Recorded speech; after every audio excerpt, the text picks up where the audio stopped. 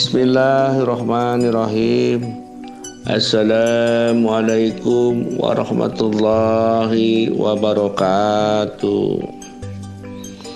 Sampurasun mitra kaum dangu sadaya, wilujeng tepang deui sareng simkuring nyaeta wasta Abah Sudirman. Punten simkuring sanes ahli dongeng, nanging mudah-mudahan ku jalaran ieu carita urang tiasa nyandak pelajaran, tiasa silaturahim anu kuat oge katampi ku balarea. Hayu urang ngamumule sastra Sunda. Penggemar dongeng Sunda anu geulis, anu kasep di mana wae, mugi Allah Subhanahu wa taala maparin ka urang sadaya kesehatan lahir batin, rezeki anu gampil, anu seueur, anu barokah, sareng umur anu panjang. Amin ya robbal alamin. Sumangga urang kupingkeun dongeng Sunda anu judulna Laksana Nikah bagian kaopat. Dongeng Sunda karangan S. Sukandar parantos seueur anu sukses di antawisna Gumelar, Jaka Santang, Siruyung Kawung sareng sajabina. Mangga kanca geura siapkeun kopina, lalawuhna sareng ududna supados urang ngupingkeun rada tumanina. Mangga kanca nyaketan ka dieu caket, mangga.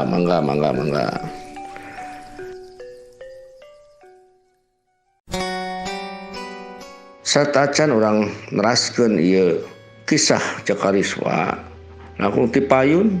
Cakariswa teh bade nyaeta ka Leuweung Halimun nyandak kumis tunggal maung.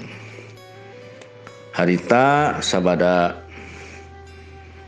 ngaleut sarapan sampe bubui sampe anu aya dina catang hawu sareng cikopi anu disuguhan nyaeta Akitia jeung Ninitia.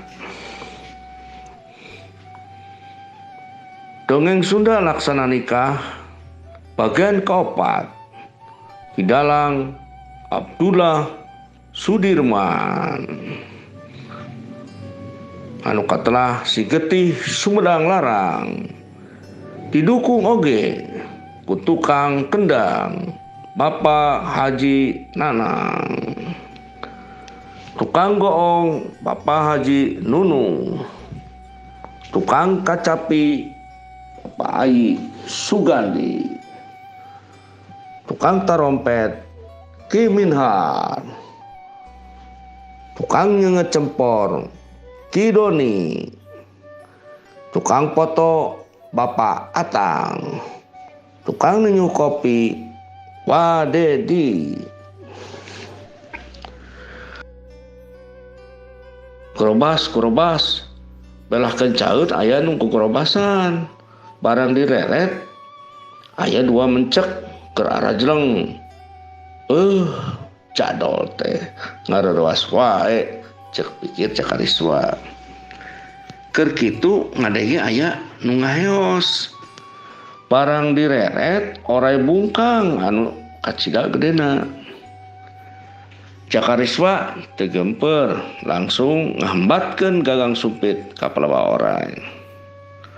Oray langsung cicing teu walakaya, tepi ragening sia ngarerewas wae.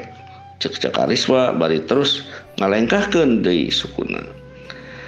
Karek aya mah sababaraha langkah jol jeleng teh tina palebah rungkun aya anu ngagajleng si horeng dua mayung lodaya anu sakitu galede. Langsung ngagaur bari ngaharengan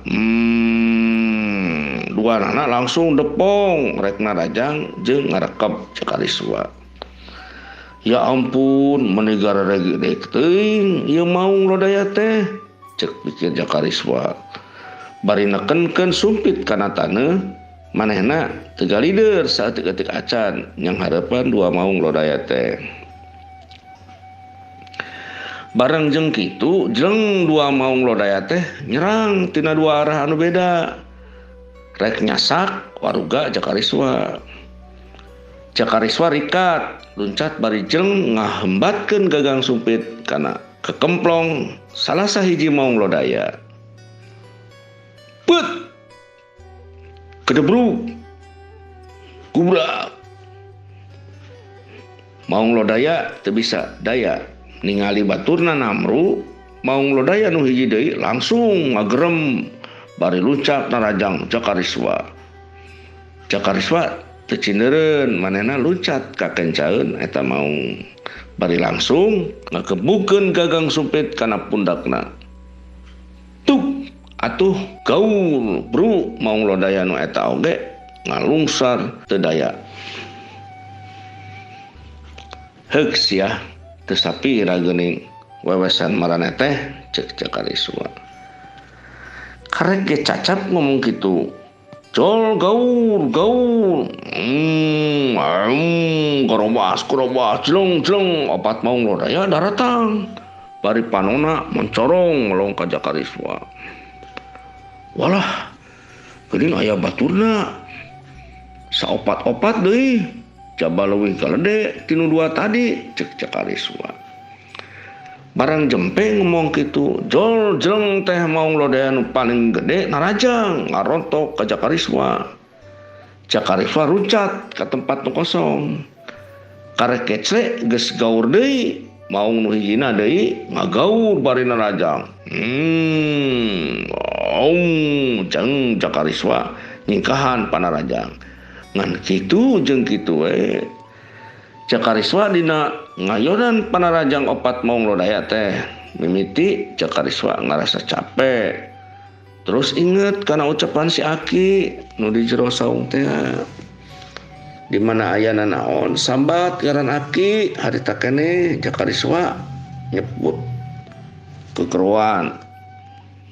Aki tia, ini tia bantosan abdi ceuk Jakariswa.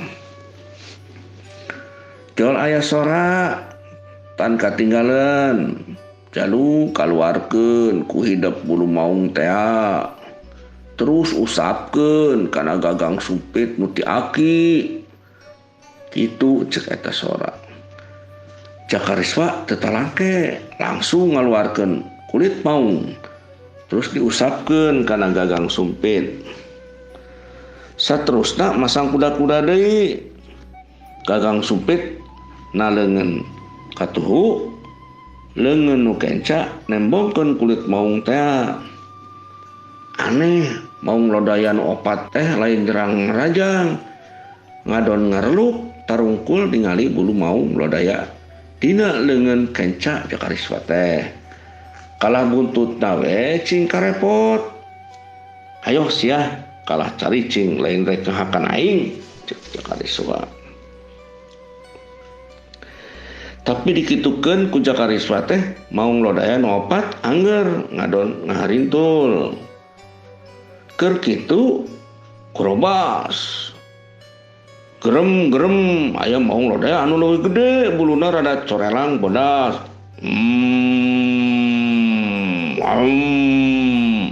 Barang datang maung lodaya nu eta. Jleng maung lodaya anu opat ingkah kalabur. Jakariswa ngahuleng heran ningali eta kajadian. Leuwih heran deui ningali maung lodaya leuwih gede tibatan opat tadi. Jalu anjeun teu kudu helok ningali ieu kajadian. Memang geus jadi katangtuan keur anjeun. Di mana anjeun mangkat mangsa dewasa, anjeun kudu nyokot hak waris anjeun ti kula. Ceuk sora anu kaluar tina awak maung lodaya. Jakariswa reuwas. Jeung kaget ningali maung lodaya bisa ngomong. Teu kudu heran jalu. Ieu kula nu geus nitipkeun diri anjeun 20 tahun ka tukang ka Abah Suta jeung Ambu Upi di leuweung halimun ieu. Pikeun dirorok nepi ka gede jadi jelema pilih tanding. Kitu cek maung teh bari nangtung. Suku nu harepna diangkat ka luhur. Oh kitu, naha ari anjeun teh saha atuh? Walon Jakariswa.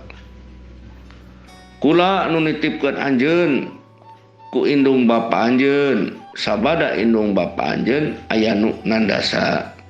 Tapi kahanteuna cek Maung Lodaya.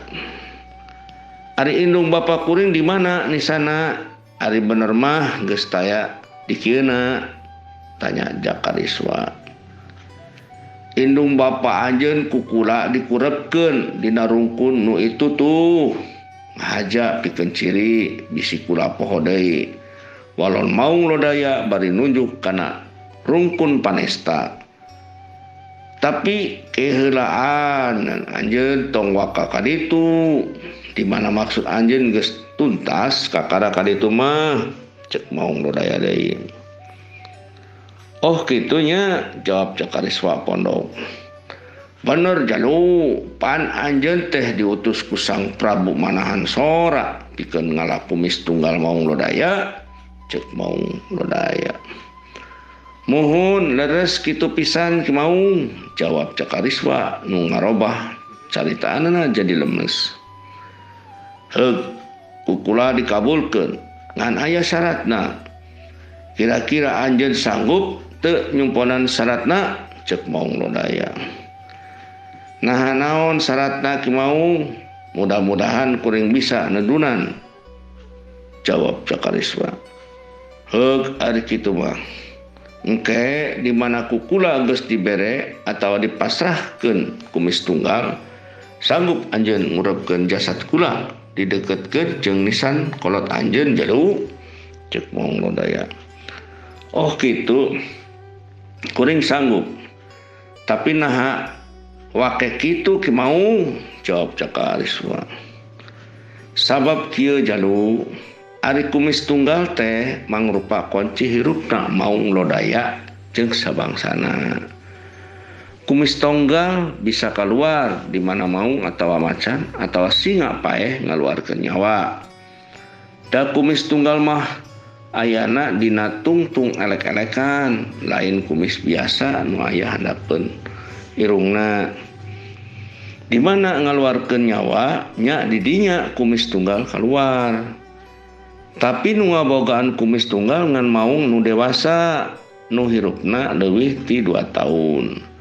Nu kurang ti 2 tahun mah can aya kumis tunggalan. Dina ayana oge teu mati, teu cara Maung dewasa atawa kolot, cek Maung Lodaya. Oh kitu ki Maung, tapi anjeun ridho masrakeun eta kumis tunggal ka kuring, cek Jakariswa. Ridho Jalu, da geus katang tuana na kudu kitu. Sabenerna kula teh baheulana mah jalma ciga anjeun. Ngan alatan ngelmu ngawarugu macan. Akhirna kula kudu ngalakon gawe. Jadi Maung Lodaya. Jadu cek Maung Lodaya bari ngageram. Oh kitu ki Maung, jawab Jakariswa. Bener Jalu, ngaran kula Soca Parana, uyutna Sang Prabu Manahan Sora. Jakariswa ngahuleng bari ungut-ungutan. Sok ayeuna mah Jalu, geura siap-siap kula rek ngaluarkeun kumis tunggal. Anjeun ulah aya hareupeun kula bisi katrobos ku kumis tunggal. Sebab kumis tunggal mah seukeut jeung ngandung racun.